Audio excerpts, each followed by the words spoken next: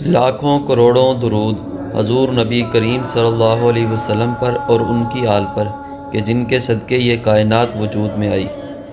حضرت ابو امامہ رضی اللہ تعالیٰ عنہ بیان کرتے ہیں کہ میں حضور نبی کریم صلی اللہ علیہ وسلم کے پاس آیا اور عرض کیا کہ یا رسول اللہ صلی اللہ علیہ وسلم کہ آپ مجھے کوئی ایسا حکم دیجئے کہ میں اسے براہ راست آپ سے اخذ کر سکوں۔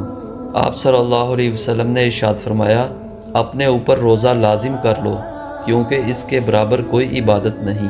ہم نہیں جانتے ہم جنت میں کس چیز سے داخل ہو سکتے ہیں، کسی آنسو کے ساتھ، کسی مسکراہٹ کے ساتھ، یا کسی مہربان لفظ کے ساتھ، کسی تسبیح یا کسی پاکیزہ اور خیرخواہ دل کے ساتھ۔ بس کسی بھی نیکی کو حقیر نہ سمجھو۔